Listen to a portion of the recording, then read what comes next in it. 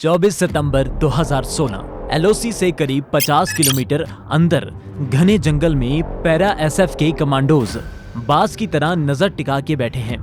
Target और कुछ नहीं बल्कि वही लॉन्च पैड है जहां से उरी जैसे अटैक करने वाले हजारों आतंकवादी ट्रेनिंग लेते हैं। कमांडोज बिना पलक झपकाए पिछले 24 घंटे से एक चट्टान की तरह इस लॉन्च पैड की हर डिटेल नोट डाउन कर रहे हैं। कमांडोज ने ध्यान दिया कि यहाँ आतंकवादी एक बड़े से शेल्टर में रह रहे हैं। चारों कोनों में पोस्ट्स हैं जिन पे स्नाइपर्स सारा दिन पहरा देते हैं और एक पूरा गोदाम हथियारों से भरा हुआ है। 24 घंटे की निगरानी में इन्हें पता चला कि यहाँ कई वांटेड आतंकवादियों का आना जाना लगा रहता है और कमांडोज तुरंत समझ गए अगर ये लॉन्च पैड सक्सेसफुली तबाह हो गया तो लगभग पूरे पाकिस्तान के आतंकवाद नेटवर्क की कमर टूट जाएगी।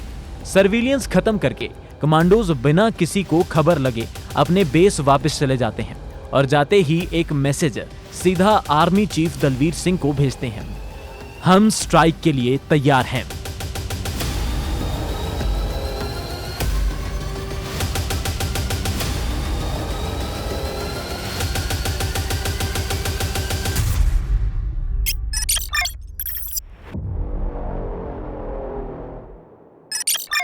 आर्मी चीफ जिनका खून उरी अटैक के कारण खौल रहा था, ये मैसेज मिलते ही उनकी बेसब्री टूट जाती है और वो तुरंत प्रधानमंत्री नरेंद्र मोदी से मिलने पहुंच जाते हैं। दोस्तों, वीडियो में आगे बढ़ने से पहले आइए शॉर्ट में उरी अटैक के बारे में जान लेते हैं। ये बात है 18 सितंबर 2016 सुबह करीब 5:30 बजे की, जब एलओसी के पास उरी एरिया के अंदर आर्मी कैंप में Pakistan based Jaish-e-Mohammed terrorist organisation के 4 आतंकवादी घुस गए थे। कैंप में घुसते ही इन आतंकवादियों ने टेंट्स में सो रहे हमारे फौजियों पे गोलियां चलाई और ग्रेनेड्स दागे। सिर्फ 3 मिनट में आतंकवादी 17 ग्रेनेड फेंक चुके थे, जिससे हमारे करीब 19 फौजी वीरगति को प्राप्त हुए और 30 के करीब बुरी तरह जख्मी हो गए। हालांकि चंद ही घंटों में हमारे जवानों ने इन आतंकवादियों को ढेर कर दिया था, लेकिन इस अटैक ने पूरे भारत को शोक मनाने पर मजबूर कर दिया था। दोस्तों, यही था उरी का वो अटैक जिसका बदला लेने के लिए आर्मी चीफ पीएम से मिलने आए थे।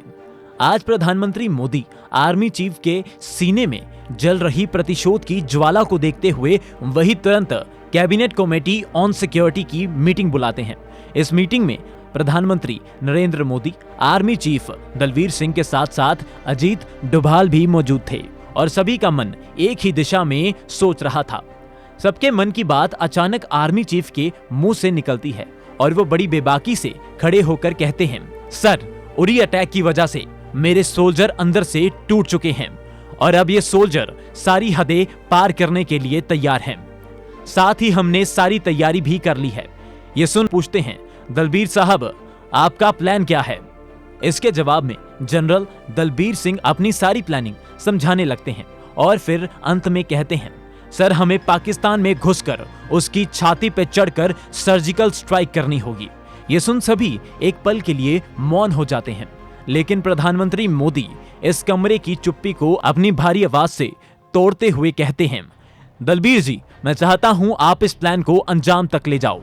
बस शर्त यह है कि हमारे एक भी सोल्जर को खरोंच नहीं आनी चाहिए।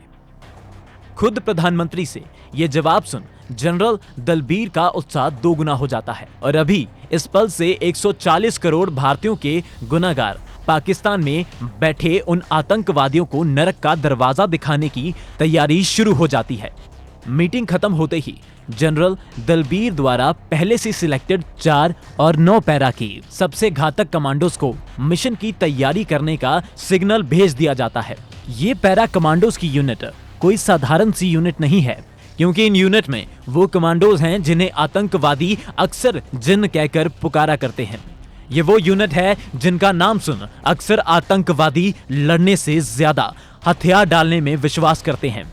ये वही यूनिट है जब पूरे देश में हाहाकार मच जाए तो उस समय खुद प्रधानमंत्री को इन दहाड़ते हुए शेरों को याद करना पड़ता है। 28 सितंबर 2016 दोपहर 4 बजे जनरल दलबीर से हरी झंडी मिलने के बाद से ही ये कमांडोज तैयारी में जुटे हुए थे और अपने साथियों का बदला लेने के लिए इनका खून लगातार उबाल मार रहा था। इससे पहले इनका सब्र का बांध टूटता इन्हें निकलने के ऑर्डर दे दिए जाते हैं। Rocket launchers, snipers, machine guns और असॉल्ट राइफल्स के साथ अपनी जरूरत का सारा सामान लेकर ये कमांडोज भारतीय इतिहास का सबसे बड़ा बदला लेने के लिए निकल जाते हैं। और इस मिशन को सबसे खास ये बात बनाती है कि इसकी लाइव स्ट्रीमिंग खुद प्रधानमंत्री देख रहे हैं। रात 8:15 पर 10 कमांडोज की एक टुकड़ी LOC क्रॉस करने के लिए एक घने जंगल में पहुंच चुकी है।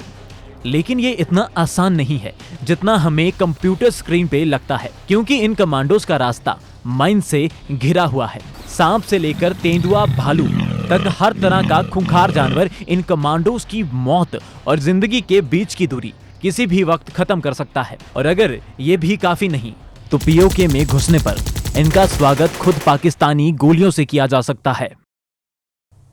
रात 11:40 घने जंगल में करीब 3 घंटे चलने के बाद ये कमांडोज अपने पाकिस्तानी आर्मी की नाक के नीचे से LOC तो क्रॉस कर चुके हैं, साथ ही लॉन्च पैड से सिर्फ 15 मिनट की दूरी पे हैं। कुछ देर और चलने के बाद टीम कमांडर अपना हाथ उठा के इशारा करता है और बाकी कमांडोज अपनी अपनी जगह पे तुरंत बर्फ की तरह जम जाते हैं। कमांडर को लॉन्च पैड सिर्फ 150 मीटर की दूरी पे दिखाई दे रहा था और कमांडोज यहीं रुक जाते हैं और आतंकवादी के गहरी नींद में डूबने का इंतजार करने लगते हैं, बस इस बात से बेखबर कि यहाँ से एक ऐसा चूहा बिल्ली का खेल शुरू होने वाला है जिसे कमांडोज ने कभी सपने में भी नहीं सोचा होगा। रात 2 बजे चांद की रोशनी पूरी तरह इस जंगल में फैल चुकी है और कीड़े मकोड़ों की आवाज जंगल के इस सन्नाटे में गूंज रही है। कमांडोज बिना पलक झपकाए लगातार लॉन्च पैड की हर हरकत पे नजर टिका के बैठे हैं और मौका मिलते ही यहाँ मौजूद सारे आतंकवादियों को नींद में ही हमेशा के लिए सुला देंगे। काफी देर से कोई हलचल नहीं हो रही है, इसलिए अब टीम कमांडर स्ट्राइक के लिए आगे बढ़ने का इशारा करने लगते हैं। अगर आतंकवादियों की आज मौत लिखी होती तो कमांडोज आगे बढ़ के ऐसा कर पाते, लेकिन इनकी मौत अभी नहीं लिखी है, क्योंकि कमांडोज आगे बढ़ते उससे पहले ही गोलियों की आवाज के साथ कमांडोज के दाएं बाएं एक के बाद एक लगातार गोलियां बरसने लगती हैं। कमांडोज जब लॉन्च पैड की तरफ देखते हैं तो कुछ आतंकवादी हाथ में AK-47 पकड़े धड़ाधड़ गोलियां चलाते हुए कमांडोज की तरफ चलते दिखाई दे रहे हैं। अपने आसपास गोलियों की बौछार देखने के बाद भी ये कमांडोज 1 इंच भी अपनी जगह से नहीं खिसकते हैं और चट्टान की तरह अपनी जगह पे बैठे रहते हैं। शायद इसीलिए ये कमांडोज हमारे भारत का गौरव हैं। मन में आशंका का भाव लिए ये कमांडोज कुछ समझने की कोशिश करते हैं कि अचानक गोलियां चलनी बंद हो जाती हैं और सारे आतंकवादी वापस मुड़ जाते हैं। दरअसल ये इनकी ड्रिल है ताकि कोई घुसपैठ न कर पाए, लेकिन अब कमांडोज को कुछ देर और इंतजार करना पड़ेगा जब तक ये सभी सो नहीं जाते। सुबह 5:30 बजे अब सभी आतंकवादी सो चुके हैं और सूरज की पहली किरण भी दिखाई देने लगती है। मौसम एकदम खिलखिला रहा होता है कि तभी एक जोर से आवाज आती है और आग का बादल हवा में उड़ता दिखाई देता है। दरअसल हमारे पैरा SF के इन कमांडोज ने अपने प्रतिशोध की अग्नि इन आतंकवादियों पे बरसानी शुरू कर दी है। रॉकेट लॉन्चर से सबसे पहले आतंकवादियों के हथियारों के गोदाम को तहस नहस कर दिया जाता है। आवाज सुन आतंकवादी इधर उधर भागने लगते हैं। तभी स्नाइपर्स चेकपोस्ट पे बैठी आतंकवादियों को ढेर कर देते हैं। आतंकवादी इतने नुकसान से खुद को संभालते कि तभी कमांडोज असॉल्ट राइफल से फायर करते हुए आतंकवादियों पे टूट पड़ते हैं। वापस अटैक करना तो दूर, आतंकवादियों को छुपने की जगह तक नहीं मिल रही है और भारत के ये वीर आज इनके घर में घुसकर इन्हें चुन चुन कर मौत के घाट उतार रहे हैं। करीब आधे घंटे तक चली इस फायर फाइट को प्रधानमंत्री लाइव देख रहे हैं और हमारे कमांडोज का ये प्रचंड रूप देखकर वो भी हैरान रह जाते हैं। सुबह 6 बजे अब तक कमांडोज सारे आतंकवादियों को उनकी सही जगह यानी नरक तक पहुंचा चुके हैं और अब समय है घर वापसी का। अगर सब कुछ सही से होता तो ये कमांडोज अब वापस पहुंचने के लिए निकल जाते, लेकिन सब कुछ सही से नहीं होता है।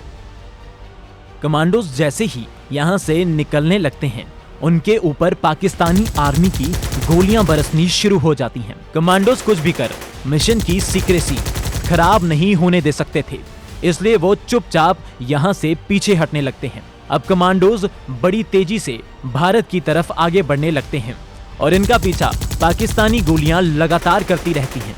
लेकिन जैसे जैसे कमांडोज LOC के करीब पहुंच रहे हैं, उनकी मुश्किलें कम होने की जगह और बढ़ती जाती हैं, क्योंकि एक कमांडो का पैर माइन पे पड़ जाता है और वो छलांग लगाता उससे पहले ही कमांडो का पैर बुरी तरह जख्मी हो जाता है। बाकी कमांडोज तुरंत इस कमांडो को फर्स्ट एड देते हैं, लेकिन दर्द में कोई आराम नहीं मिलता है, इसलिए ये तेजी से LOC की तरफ बढ़ने लगते हैं। कुदरत इतनी भी सख्त नहीं है, क्योंकि ये कमांडोज जैसे ही LOC के पास पहुंचते हैं, इनके बैकअप में करीब 150 और कमांडोज तैयार खड़े हैं और वो तुरंत पाकिस्तानी आर्मी पे फायरिंग खोल देते हैं और पाकिस्तानी आर्मी पीछे हटने लगती है। इधर से कमांडोज फटाफट LOC क्रॉस कर जाते हैं। LOC क्रॉस करते ही जख्मी कमांडो को तुरंत हेलीकॉप्टर में बिठाकर श्रीनगर आर्मी हॉस्पिटल भेज दिया जाता है और खुशकिस्मती से कई देर ऑपरेशन चलने के बाद ये कमांडो का पैर तो वापस नहीं जुड़ा, लेकिन हमारा ये वीर सही सलामत बच जाता है। दोस्तों, इसी तरह एक दूसरी स्ट्राइक भी इंडियन कमांडोज की टीम ने इस लॉन्च पैड से 100 किलोमीटर दूर की थी। वहां पर भी सक्सेसफुली आतंकवादियों को ढेर कर हमारे जवान वापस सही सलामत इंडिया आए थे। सुबह 11 बजे भारत सरकार प्रेस कॉन्फ्रेंस बुलाती है और पूरी दुनिया के सामने अपने फौजियों के समर्थन की गाथा सुनाती है। पैरा SF के रेजिमेंटल सेंटर में और यहां तक कि पूरे देश में ये खबर सुन सभी को भारतीय सेना पे अटूट विश्वास रखने पर गर्व होने लगता है और यहां तक कि करीब 4 महीने बाद 26 जनवरी के दिन इस मिशन में शामिल कई कमांडोज को मेडल से नवाजा जाता है। दोस्तों, कुछ इस तरह हमारे देश की रक्षा के लिए अपनी हर सांस कुर्बान करने वाले ये फौजी POK में घुसकर वहां मौजूद आतंकवादियों को मौत के घाट भी उतारते हैं और बिना कोई खरोंच लगे अपने देश में वापस भी आ जाते हैं। तो दोस्तों, कमेंट्स में बताओ, क्या आपको लगता है अगर हमारी सेना को छूट दे दी जाए तो ये चीन को भी उसकी हैसियत दिखा सकती है? और अगर आपको देखना है कैसे रॉ के इन कमांडोज की तरह पाकिस्तान में घुसकर ISI के आदमी को असैसिनेट किया था, तो ये लेफ्ट वाली वीडियो पे क्लिक कर देख सकते हैं और वर्ल्ड अफेयर्स को सब्सक्राइब करना मत भूलना। जय हिंद।